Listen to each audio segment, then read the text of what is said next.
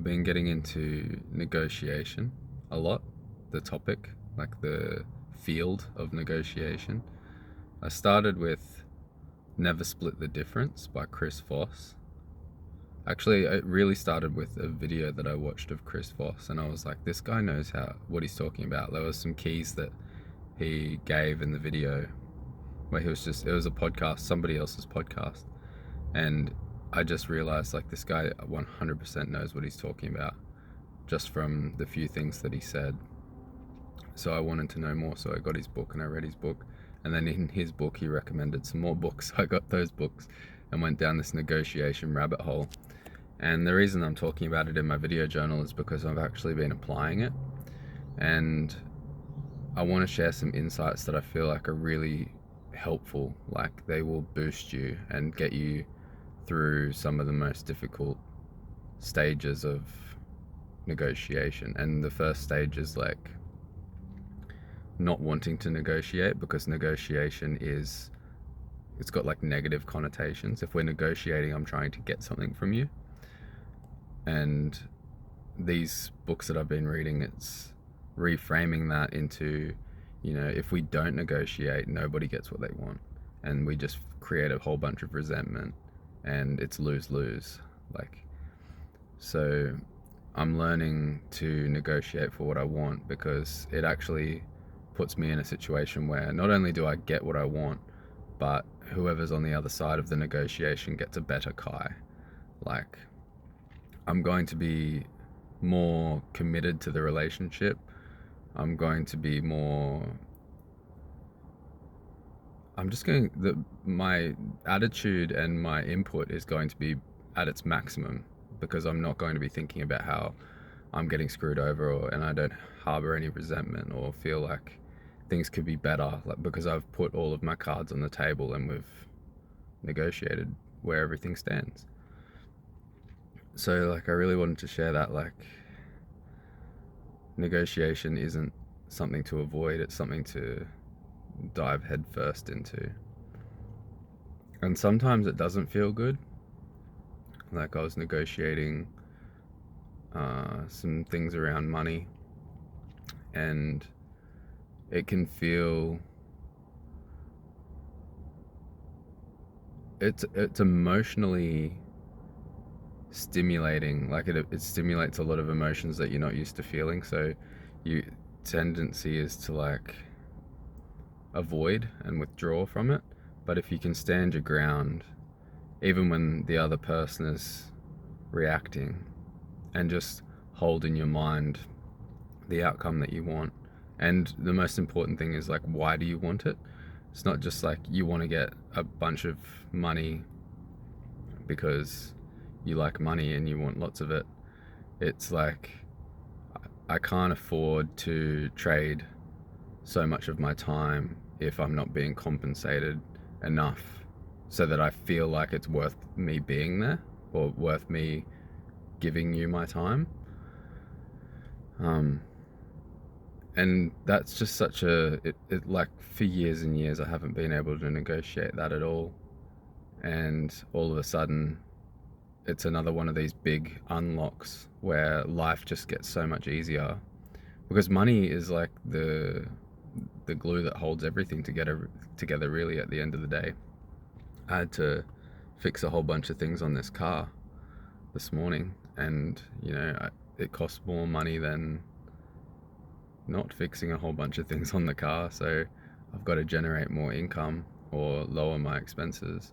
And I used to just think I'll just eat 2-minute noodles or whatever, and go down that route of trying to live frugally and not have any luxury.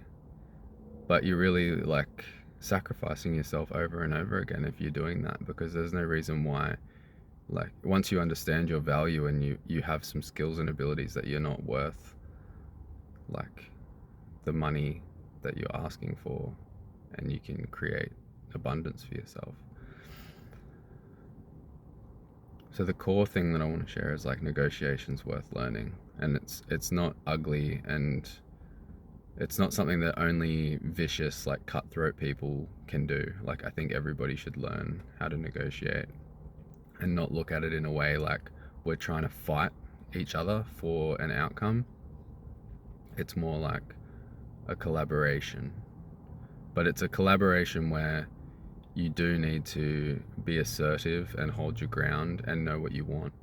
And I guess that's the point number 2. If point number 1 is like learn to negotiate, like don't run away from it, point number 2 is know what you want, because there's not much point asking for something for no reason, because if you don't have any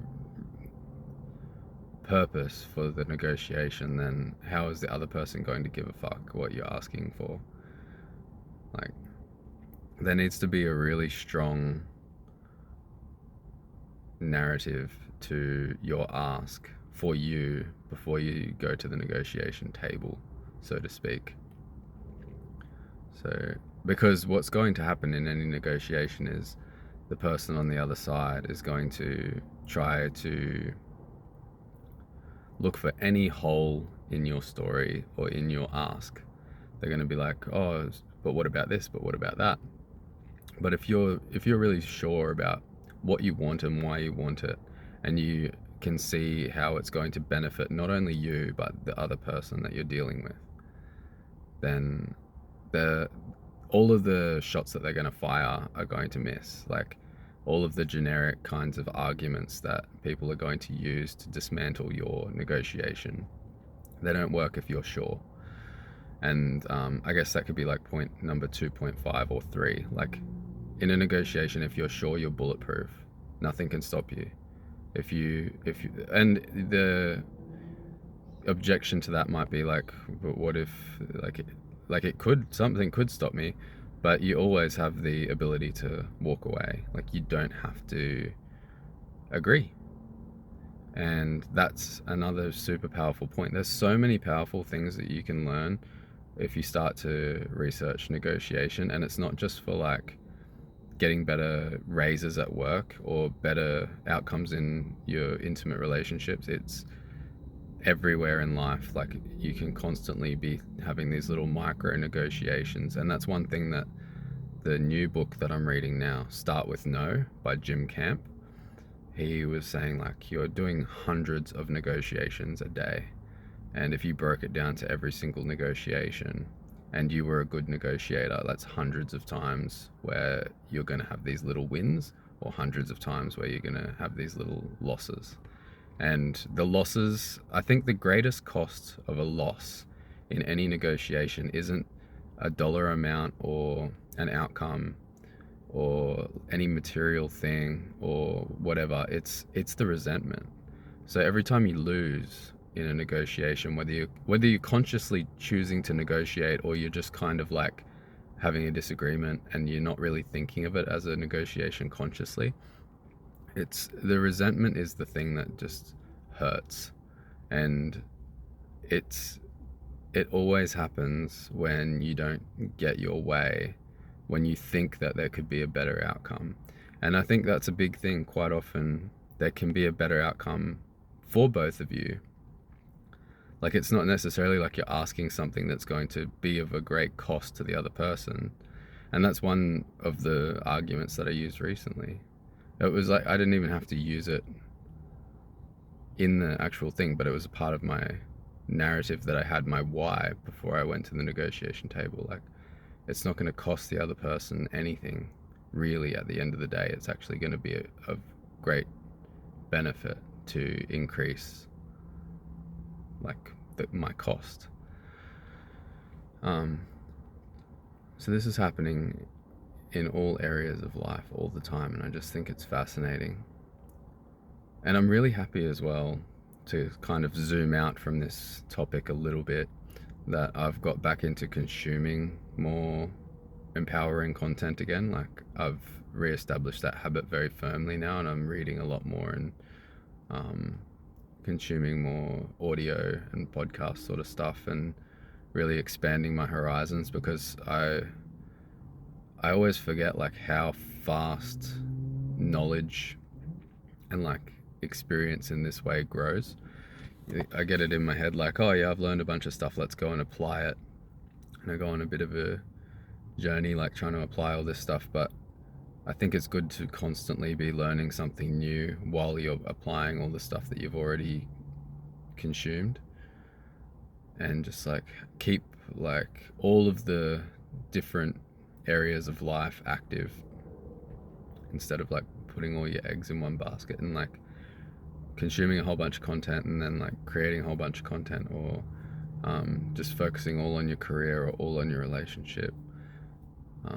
But in saying that, at the moment, like I've torn everything down again, like metaphorically speaking, in my life, and I'm building everything back up from scratch, like to an extreme that I've never really done before.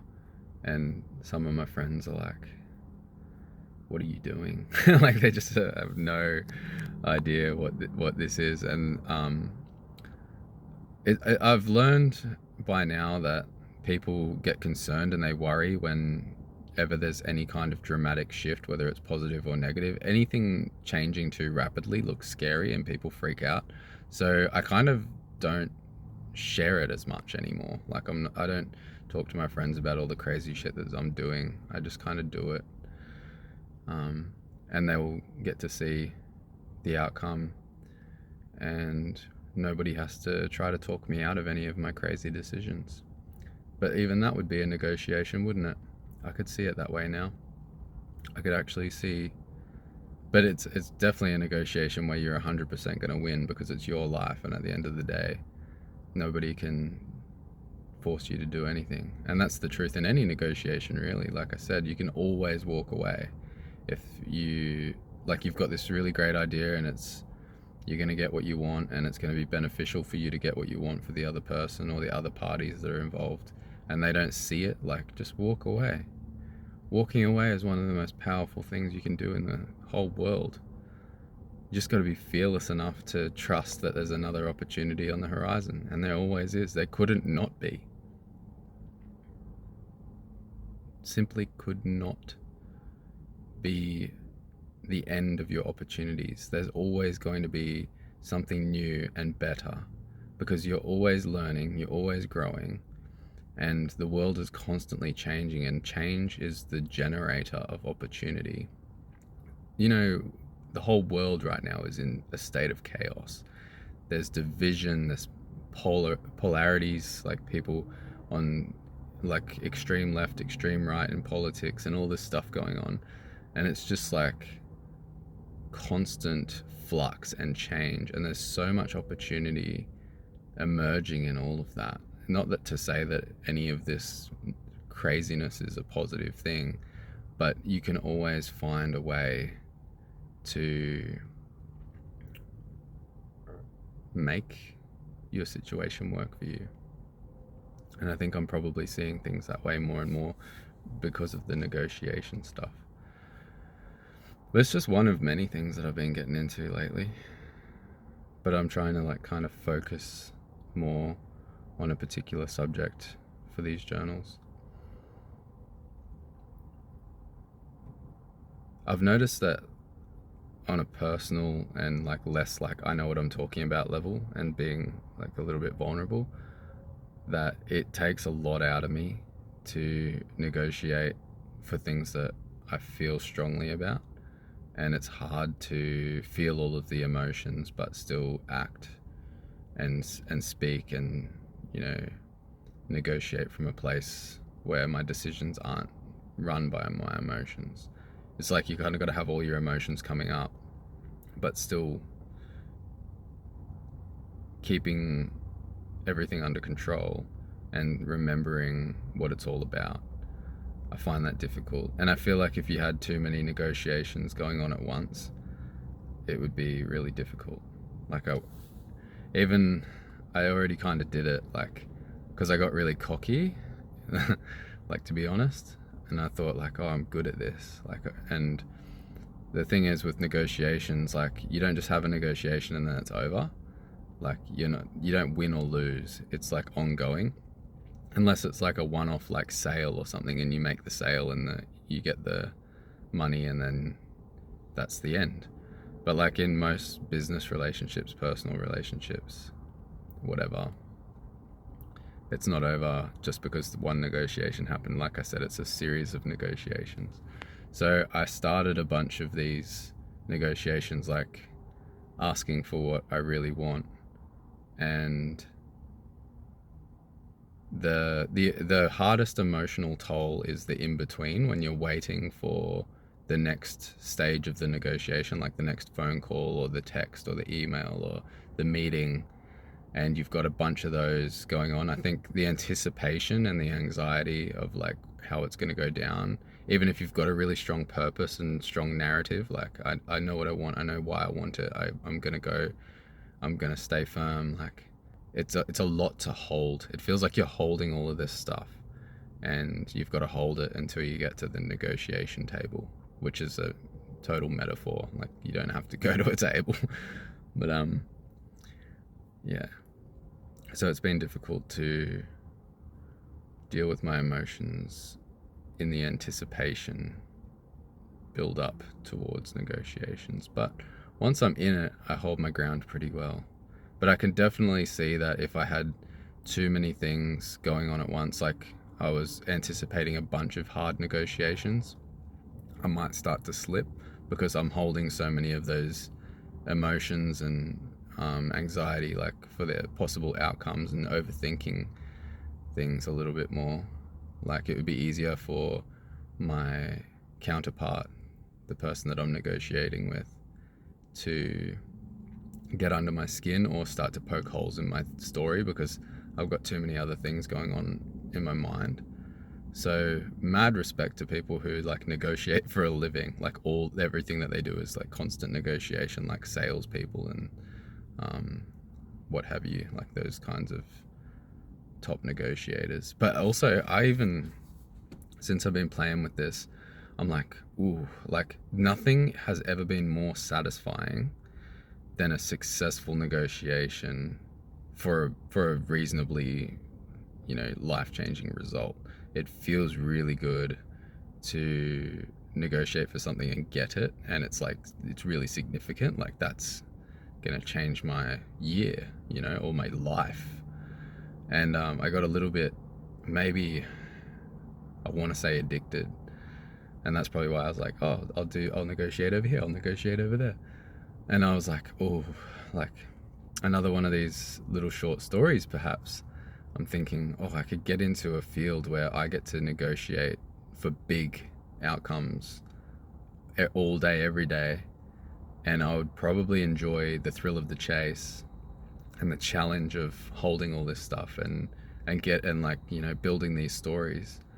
And I would probably amass like huge income compared to anything that I've ever known before. Like I feel like negotiation is one of the things that, because like I said, the first point was like learn how to negotiate because it's not that hectic. Like it's so important for you to learn this, but everybody's terrified of it. Nobody's doing it. So the competition in the negotiator field, like the best negotiators, there's probably not that many of them. So if you could, and a lot of there's probably heaps and heaps of negotiators who are sort of like, they've found their way to that role, but they're not equipped. Like they haven't really learned how to negotiate well. And somebody who's really serious about mastering negotiation would probably be able to get everything that they wanted from those kinds of people. And that sounds kind of manipulative and malicious, but it's all in the spirit of growth and learning. And there's no reason why your person on the other side of the table can't go and learn as well to get what they want. And ideally what you want in any negotiation is for both people to be equally passionate and driven to get the best outcome for themselves, because it's going to be good for both of you. And you just don't want to be making all these compromises and concessions and screwing yourself over to make the other person happy while they also think that they're doing that, and you're both just resentful and hating each other, and the outcome is like actually bad for both parties, and it's just a total mess. Oh man, negotiation, get on that shit, go learn some stuff. I gave you some books in this as well. It's good places to start, that Chris Voss or Jim Camp. And yeah, leave your comments down below what you think, if you are going to get into this or you're interested, or anything that I said sparked anything in you. Pass these videos on to anybody else you know who may benefit in any way, or just enjoy them. Subscribe if you haven't already. It's an important thing to do. We need to get those subscriber numbers up, don't we, guys? I'll see you again when I'm looking at you.